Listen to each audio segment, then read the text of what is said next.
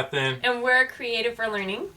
Today, we want to talk about how to be a positive influence on our campuses through giving affirmations. Yeah, maybe you're like me and you spend lots of your day working and working hard, playing, being in relationships, and maybe you're often wondering if you're doing a good job at it or if anybody's even noticing. Or you might be like me and you're just thinking you're not doing a good job. Which are really two sides of the same coin. And maybe there's another side you can share with us, but we've just noticed that that's a lot of us out there, is that we want what we would call affirmation. So we think it's important to talk about ways that we can meet that need for people on our campuses and just in life. It is a way to show love to people. There's a book by Gary Chapman called The 5 Love Languages, and he calls it Words of Affirmation. Great book. Some people like it to be verbally told to them, and other people appreciate it more in written form. Yeah, but we all like it. That's the thing. Like, it feeds our souls. Some way more than others. So, and in today's teaching world, it feels so often so negative, like that we're just having a really hard time, and we are, and that people look at teaching and think that all kinds of things. One of the ways that we can be a positive influence to affect change there is by giving affirmations. And just creating a positive atmosphere on campus. Yeah, it's contagious. Yep. In marriage studies, they say something like this, that it takes 5 positive to overwhelm or equal out 1 negative statement or 1 criticism. 5 to 1. Some people have said as high as 10 to 1.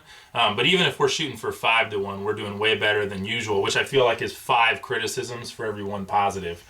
Or more. I don't know. That's typically what I felt like. They're at our school campuses, they're often talking about what we're doing wrong and what we could do better. And sometimes they talk about what we're doing well. But even when they talk about what we're doing well, often it's like a 1-to-1 ratio. And we need more than that. And so we're going to talk about how we as individual teachers can affect that. So how do we give an affirmation? First, we actually have to care about other people and think about other people and want to encourage them. Actually care. Yeah. For real. Like, about teachers and about students, we have to actually care. And lots of us do. We're not. But I know for myself, so often I was caring about myself, right? And my day and my worries and my to-dos. Yeah. And that's important. I have to get that done. But I also have to care about other people. I know a lot of times, too, I would care and notice it and keep it in my head. Yeah, and you just keep it. They do that so well. So when you notice what they're doing, and you notice who they are as a person even too, right? There's 2 different categories of how we can affirm people. Like what they're doing and if they're doing well and they tried hard, but then also who they are as a person. Because like, look past the actions and like their actual character, we can comment on that. Mm-hmm. Sometimes I think the character, not sometimes, I think always, the character affirmations can be more valuable. Yeah, they go deeper. It goes deeper. It's like a blessing on the person. Yeah, and that'll follow through for a long time. I know for myself, but I also know for students when I've given them those kind of blessings, I see their face light up in a way that it feels like they've never heard anybody say that, but they've always wanted to believe that about themselves. And so when you say it, it's like an affirming of who they are and what they've trying to have been. And when you say it, it puts words to it in a fresh way that is real because it's not them thinking it. I just had a flashback to 5th grade when my 5th grade teacher, who happened to be one of my favorite teachers, hi Mr. Lee, something came up and my character was called into question, and I remember him looking at me, and it was like somebody had written their name on my paper or something, and he looked at me and he said, "I believe you because you're a trustworthy person," and that stuck with me. Yeah, to where you're sharing it right now on the internet. Because I'm sharing it right now. And then another thing too, though, is also notice what matters to other people. If there's something particular, like for me, sometimes there's things that I know about other people that I don't necessarily care about, but I know that it really matters to them. Like if they really care about the way that they're dressed or something, and they put a lot of time and effort into it, whatever it might be, not just getting dressed, but like whatever they put lots of time and effort into, if you notice it and compliment it, that can really show love. Yeah. And then even asking questions later. Like I've had students in the past who will come up and show me some of their drawings one time, and then I just make a point to remember later that that's something they like doing, and I'll ask them while they're walking out of class, hey, have you done any cool drawings lately? And you just see their face light up, and if they haven't, they're like, no, but I'm working on one. Or maybe they'll have one right there and they show it to you, and they're beaming. It really lights up their day. So who needs these words? Students, teachers, parents, administration, custodians, or food prep people, or any other like secondary people on campus. Yeah, the Not secondary, speech. that makes it seem... The speech people, like the supplementaries, the people that come from outside that help like one-on-one students, and that they like have their office down the hall and nobody really sees them and they're working all day. Those kind of people. So, but we actually have to tell them. You can't just think it. You have to. That's the step. It's like they will never know it unless we tell them. Yeah. So you can do it anonymously, or you can do it like face to face. Either way is good. Both of them have different places. And then also, don't stop with just your classroom.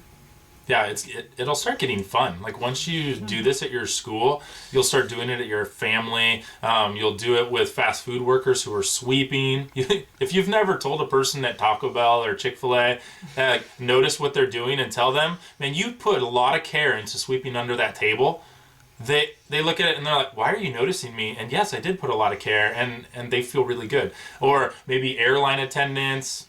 Or restaurant busboys, or I tend to do it a lot in the bathrooms at public places for people that are cleaning the bathrooms. That's a tough job. It is, so I compliment, thank you. Thank you, bathroom cleaners. For doing that for us all. Or possibly your enemies. Yeah. Or your kids, your spouse. We actually did it. We'll put a link down there. We did it for ourselves, and to share as an example, our marriage ministry at our church challenged us with this idea of affirming each other. So we decided to do it for every day for a year, and we'll post the link there so you can see what it would look like to do it wherever. Like, how can you come up with ways to affirm other people? Yeah. Because it really can have a really powerful effect. I feel like I said your enemies, and then we just passed over it, and that's actually a really big... Yeah. Who's your enemy on campus? Who's that person that rankles your feathers? Affirm them. Yeah. Well, it's like that book, what's the Enemy Pie? It's like Enemy Pie. Yeah, it's like that book, Enemy Pie. It's a picture book. It's an awesome book if you haven't read it. Because the thing about affirming your enemies is, and it's kind of scary, they might actually not be... Like, you might like them. So, if you don't want to like somebody, then don't affirm them. Anyway, so conversation for the day. Who is a person on your campus that you can give an affirmation to, and what will you say? Yeah, pick a person. Who is it? Who's that person? Maybe it's the person who crosses your path. Pay attention this week. The person maybe you see needs an affirmation, like really, really, you've just seen them down in the dumps, or you've just noticed that they feel like they're working off in their box by themselves. Figure out who that is. Tell us who it is, and then tell us what you're gonna say. And then the key step is go tell them. Have a great day.